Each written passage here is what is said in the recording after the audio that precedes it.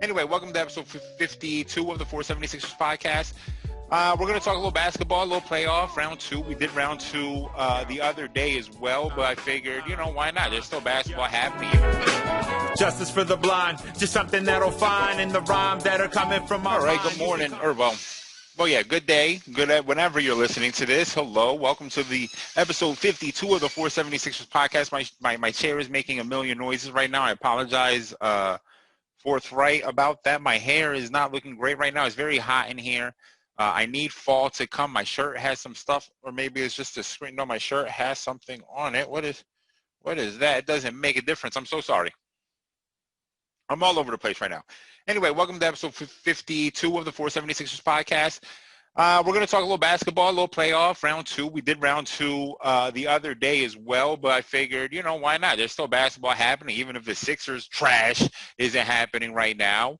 And frustrating, although I do want to give a shout out to Big Ben Simmons watching on defense. If you catch my drift, that's a bar for you because I am a rapper.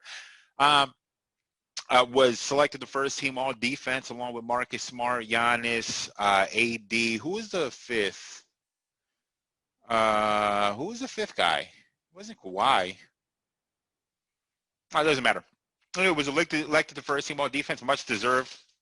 Obviously they did not include the bubble play in this because he would have then dropped out to first team worst defense. But that's not fair. I'm so sorry. I don't know why I have to slander people automatically.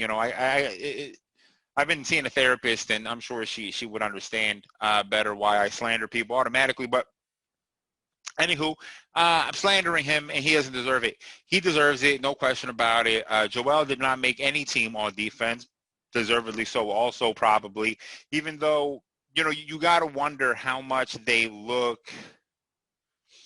I mean, you know what, it's tough. I mean, Rudy is second team. It was AD, Rudy, and Bam were the centers on all three teams. One thing you could say about all three of those guys, one, AD was in the running for Defensive Player of the Year, so Joel was not going to unseat him.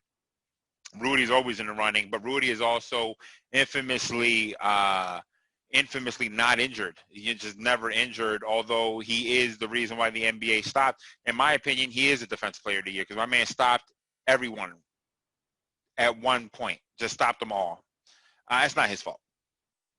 It's not his fault either. I'm sorry. So he's going to be there, notoriously not injured. And Bam deserved it.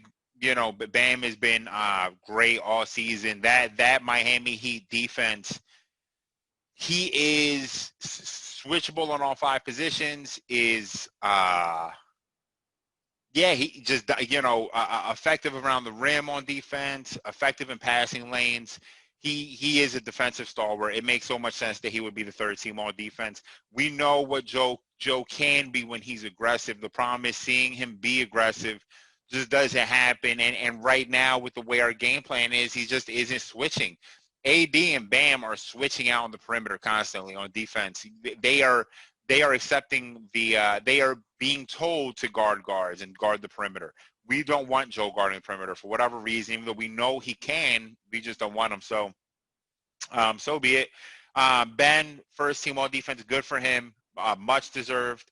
I said at his best in his apex was at probably February, right before he got injured. That he was at that point playing like the best defensive player. He's looking like the best defender in the NBA. You know what I mean? So Marcus Smart there. I don't remember if any other Celtics were there on second or third team. You know what? Let me see if I can pull this up while we're here. It would make sense. NBA All Defense 2020. Let's see here. Boop, boop, boop. So sorry. All right, so Giannis. Oh, no, Rudy was on first team. So they put AD, Rudy, Marcus Smart, Ben, and Giannis. First team makes sense. Nobody in the history of basketball is scoring. You can get the motherfucking 92 Dream Team in here. They're not scoring on the team. That's not true, but it feels like that for sure. Second team, No, that's the third team. What am I looking at here? I don't know what they're giving me here. You know, they're giving me a whole lot of nonsense. I just want to see the list. Second team. Oh, so Bam is on the second team. Bam, Patrick Beverly, Eric Bledsoe, Kawhi, and Brook Lopez. Yeah, that makes sense. Man, you know what? Now I'm looking at this. I didn't remember seeing Brook earlier. Kind of feeling like Brook maybe shouldn't be there. Maybe I'd put Joe, but again, Brook played every game this year, if I'm not mistaken. He was at the top of the league in blocks. They are the best defensive team in the NBA. Well, they were the best defensive team during the regular season. In the bubble thus far, they have not been the best defensive team. Bam, again, makes sense.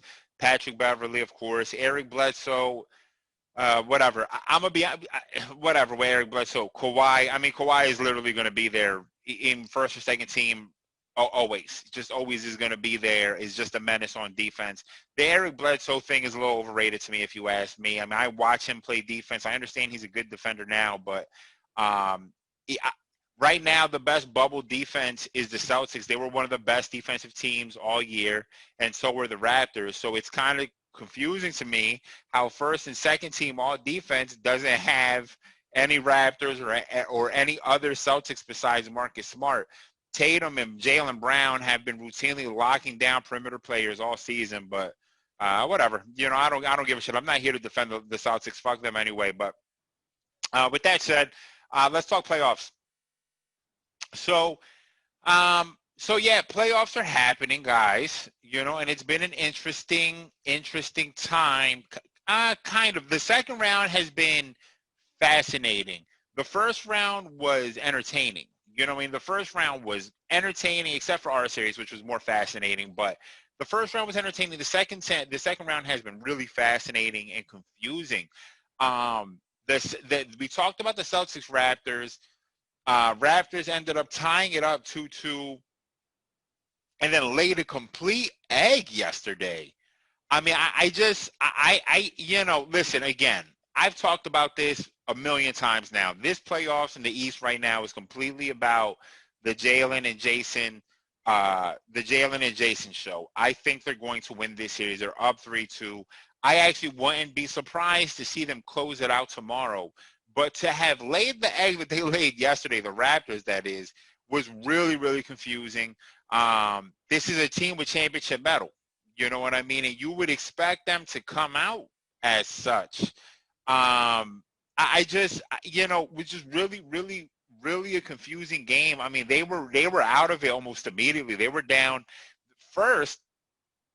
They scored a franchise low points in the first quarter. I think they scored 14 points in the first quarter of the game, 35 at halftime. I think it was. I mean, they were literally blown out from start to finish. The Celtics just showed up with a different level of excuse me.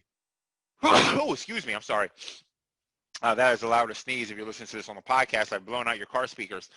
The Celtics just came out with a different fervor for this game, you know, and it was surprising.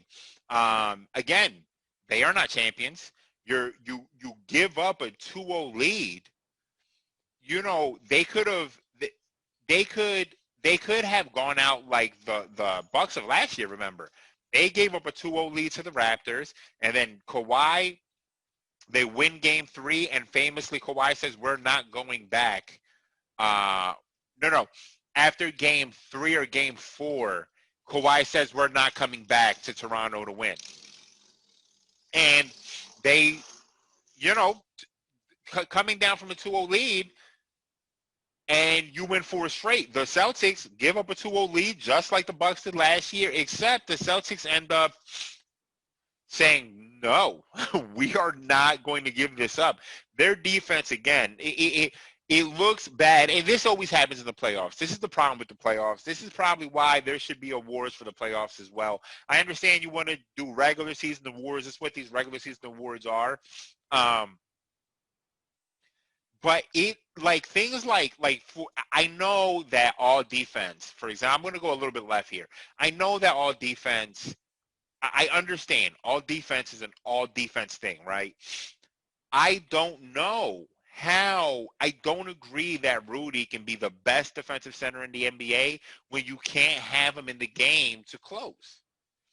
When he can get played off the floor. Now, he played really well in the series, but he just doesn't, because he offers not enough on offense. And listen, he played well against the Nuggets, man. The Nuggets don't have an answer for him because Joker is on the low and undersized center. You know what I mean? He's 6'10". He's not particularly long, not athletic at all. He's thick and big and slowish.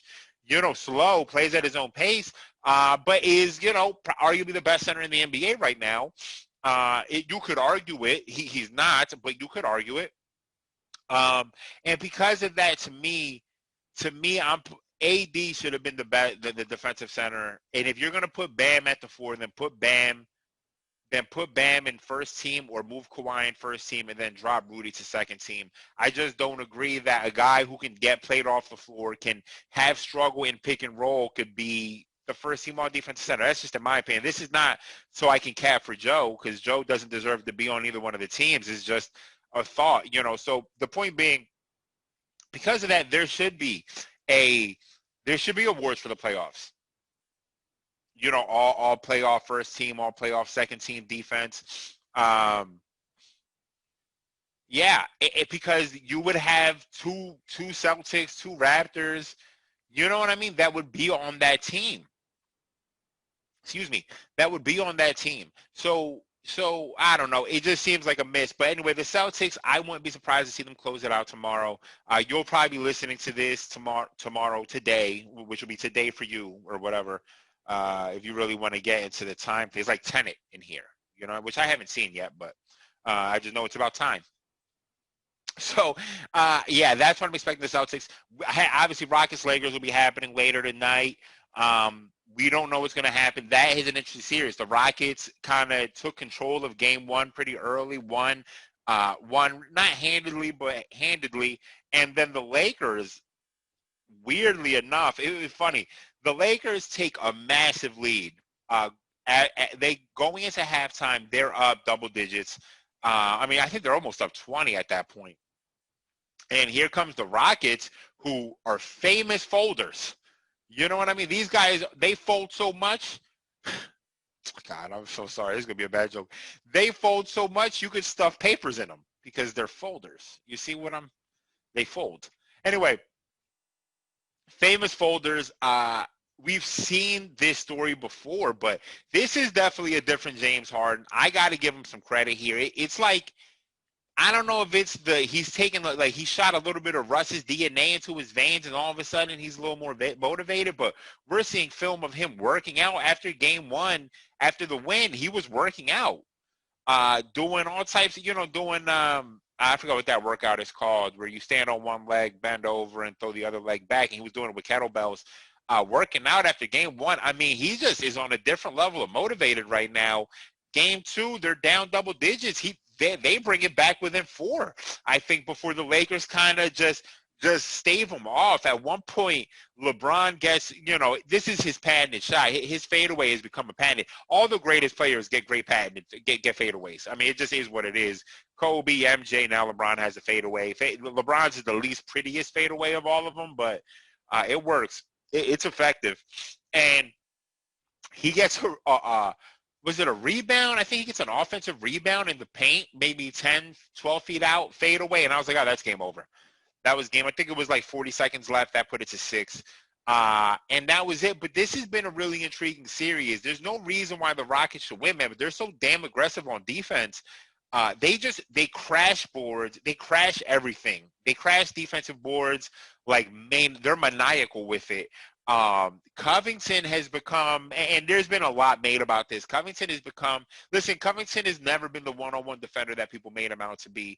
He is not the stopper. He can't defend. He cannot defend 5 positions in my personal opinion, but he can defend 2 or 3 of them. He can defend some threes in the NBA. He can defend 4s and 5s, in most 5s, depending on the 5.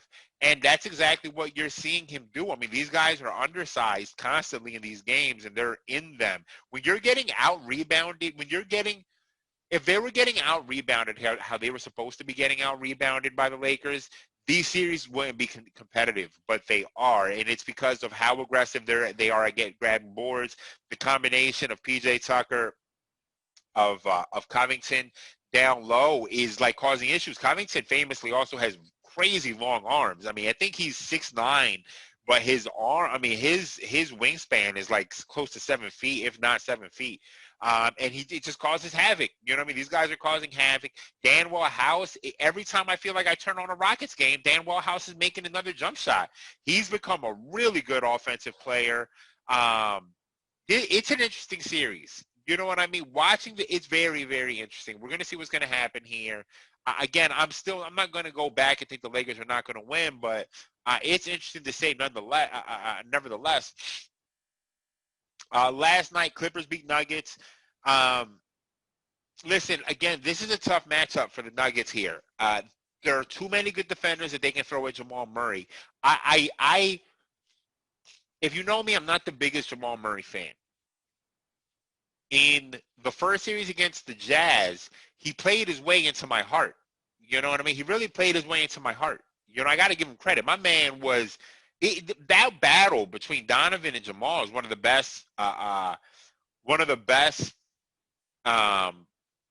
Like back and forth I've ever seen in my life. I mean, that was really fucking incredible. That's the thing that sometimes diminishes MJ's legacy a little bit. Not to break everything about MJ, but even though that's literally what I do, but which diminishes his legacy to some people is that he never had a muse. You know what I mean? He always had to get muses from the media, people that were going to motivate him just by slights or perceived slights that he would make up. But there was never someone he was going to face in the playoffs that would make him win, except when he played the Jazz and in 97, Karl Malone wins the MVP, and he's like, oh, no, I'm going to kill this person now. But he never had that one back and forth, which is why we also lauded LeBron for joining D-Wade, because that was his muse in the East. And we had watched the battles of him back and forth. We lost out on those battles when he went to Miami. I mean, some of the best games, which I swear the NBA has stricken from YouTube, and these games are impossible to find now, were 2000, what is that, 2009, when there was a Heat and a Heat Cavs game, and LeBron and D-Wade are like, it's just a fucking slugfest. They're just beating the shit out of each other. And it was that game that I'll never forget. Like, man, we get to watch this battle for years to come. And then it ended, and that's what made it so disappointing. So getting that, like, being able to watch a game and watch Donovan and Jamal literally just trading big three-pointers, that was fun. That was a fun series. I wish I should have been recording podcasts at that time for that. I took the week off last week, which I said on the last podcast, but that was fun. Now, this is a tough matchup for Jamal. Jamal, to me, is not advanced enough yet to look at every defense, any and every defense, especially a defense like the Clippers, and expect him to score. There are no easy switches. Whether you switch, you're going to have Patrick Beverley chasing him most of the game, or if you switch and get anyone from 1 to 4, you're going to be struggling. And because there's 4 solid perimeter defenders on that team, on their starting 5, if they manage to get a Zubac switch, you're still going to be stuck having to be one of these guys is going to move Zubac off of you and take the priority to defend you. That's going to happen because they're all aggressive. They're all above average defenders. So I don't know how Jamal's going to get off. That's going to be what makes or breaks the Nuggets here. Jokic can't do it alone. He's having a magnificent series. He's having a magnificent fucking playoffs. The argument for why he's better, if you wanted to make the argument for why he's the best center in the NBA, you would point at his playoff resume right now. One, his regular season. He's the best basketball player on a team that is routinely the 2 or 3 seed now for the last 2 years, and is routinely making it out of round 1, and he is performing really, really at a high level. He closed out Game 7. Jamal didn't close out Game 7 really. So he, credit to him, had a great game last night. And it's just going to be interesting to see what's going to happen here. This is a tough matchup for everybody. Too many good perimeter defenders, and you got to play Kawhi. Right now, if you're ranking playoff players, kind of impossible to say Kawhi is not the best playoff basketball player right now. So, yeah, I don't see how they're going to win this game. I don't see how they're going to win this series. I could see them take another game. Clippers win in 6. But this is really, really a tough matchup for the Nuggets. Heat, Bucks. Listen, this is going to get closed out. You know what I mean? I credit to the Bucks. There's a couple things that I did see though that are really, really interesting about the Bucks. So I want to give some credit here. I want to talk about this. Obviously, Game 4, closeout game. Unlike us, they don't go down in a whimper. Giannis comes out and scores 19. I think it was 19 in like the first 12 minutes or some crazy Giannis shit that only he can fucking do before he re-injured his ankle, unfortunately, missed the rest of the game. And that Bucks team, listen, one, they got a lot of pros, right? A lot of veterans on that team, a lot of pros that are not going to go down. When you get guys get inspired, right? They're inspired. They want to win. They hear all this shit talk. They know everyone essentially probably just turned off the game and said and just figured you were going to lose. And these guys said, nah, we're not going to go out in a whimper like this. Not only that, but in terms of a basketball sense, now Miami has a new issue here because their entire game plan against the Bucks has been to seal off Giannis from doing anything. Well, now that has to switch mid-game because Giannis is gone, and you have a more traditional offense running now, and now you got to switch that game plan. So what I did not expect to see, now I had seen flashes of this happening. I'm just surprised at how effective this is. Chris Middleton with the ball in his hands. Listen, I've said mad times that I don't think Chris Middleton can be your second best basketball player. I've said it a million times. But Chris Middleton with the ball in his hands might actually warrant that.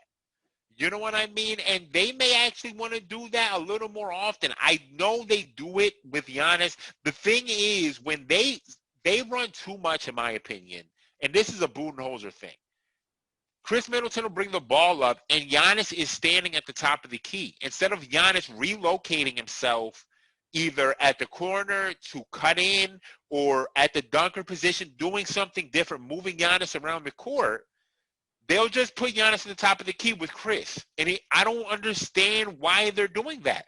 Now, better basketball minds have watched them, so they could probably say more. But with that said, Chris with the ball in his hands has been really impressive. He has shown a great ability to create, a great ability to make shots. I mean, listen, credit to him. In that overtime the other day, in that overtime 2 nights ago, he hit a big dick shot. I mean, my man pulled up in overtime and said, no, fuck you. I'm drilling this three-pointer. I should be the best basketball player on this court. And credit to him, man. I got to give Chris credit. You know, if you've heard this podcast, you've heard me be very critical about Chris Middleton, very unimpressed with him. And he's showing me some things. We got this game. I can't believe they're going to win this game. I don't think they will. We'll see. I may be eating my words when this podcast comes out. I just don't see it. I just don't see it. The Heat are such an interesting. They're an interesting team. It's interesting how dominant they've been in the playoffs. They're 7-1 right now in the playoffs, but mind you, in the bubble they had not been playing that great, and at the end of the season they were playing really poorly. So I can't imagine. So it's been interesting, an interesting dynamic here, seeing them win so many, being so dominant in the playoffs. So we'll see. I would be surprised if they don't close out the game today. I know it's a close game. If you can see it right now on my screen, it's obviously a close game right now. I'll probably finish this game after I'm done recording this. But we'll see. I don't know. Tomorrow we got we got Raptors, Celtics, obviously Clippers, Nuggets. I think Celtics are going to close it out tomorrow. I'm going to bet on that. I know the Raptors are champions. The problem is they are too much of a score by proxy. I think that's the right way to put it, where every game somebody else might be the guy. One game is OG, one game is Kyle. I expect Kyle to come out tomorrow very aggressive, but he is not going to be enough. They're going to need consistent play from Pascal. Pascal has been having issues scoring on Jalen throughout the series. I know he had a good game the other night, but he's been struggling scoring against Jalen. So I would expect, I kind of just, man, like I said, man, I feel like this is the Tatum-Jalen thing. I've been saying that. I know it's fucking old to keep saying. I just feel like that's the case.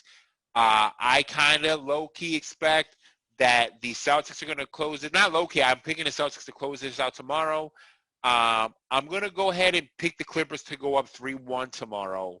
And I'll do another podcast talking about these games, but then I would almost think the Nuggets, similar to what just happened here in this series, Raptors Celtics, where it was similar, not the same, but because the Nuggets won one, they've been trading games so far. I think the Clippers will win tomorrow. I think the Nuggets will then win the next game, make it 3-2 before the Clippers close it out in 6. And we'll see. Well, let's see what happens tonight. We'll talk about it either tomorrow or the next day. I'll do another basketball podcast. I took the week off last week. I mentioned that, so we'll be recording with Fred today. Tonight, we'll be putting out some more content. Please keep an eye out. Hey, you know the deal. Please follow the YouTube. Smash that subscribe button on YouTube, on SoundCloud. I have 2 SoundClouds, guys. One for my podcast, one for my music. I'm going to be putting out some new music content. So please keep an eye out for that. I think it's going to be a very enjoyable thing. I'm going to put out an album, but I was going to do an album. I had a whole thing in my mind, but I decided to scrap that. I'm going to put out an album maybe December, January. But until then, I'm going to put out a bunch of mixtapes, and hopefully you guys actually enjoy it. I think that would be really cool. I think it'd be really cool if you guys liked it. I think that'd be really cool, too. So, everybody, take care. You know the deal. Wash your fucking hands, you filthy fucking animals. Wash your hands. Wear a mask because you're busted, and no one wants to see your busted face or smell your busted breath. Please wear a mask. Black Lives Matter. All fucking day. If you're a racist, suck a dick. Arrest the cops who killed Breonna Taylor. Self-explanatory. Look it up if you don't believe that. And those are the 4 rules of this podcast right here. That's the four rules. Okay? Fuck off if you don't get it. I would like to hopefully make it out of this pandemic by 2022 if possible. Maybe I can have Hot Boy Summer of 2021. I think that'd be excellent for me, for my mental health. This lack of sun cannot be good for my skin. It's no longer exfoliating. So, yeah, that's it, everyone. Take care. Be safe. And, yeah, see you on the turn. Yeah. Justice for the blind. Just something that'll find in the rhymes that are coming from my mind. Used to come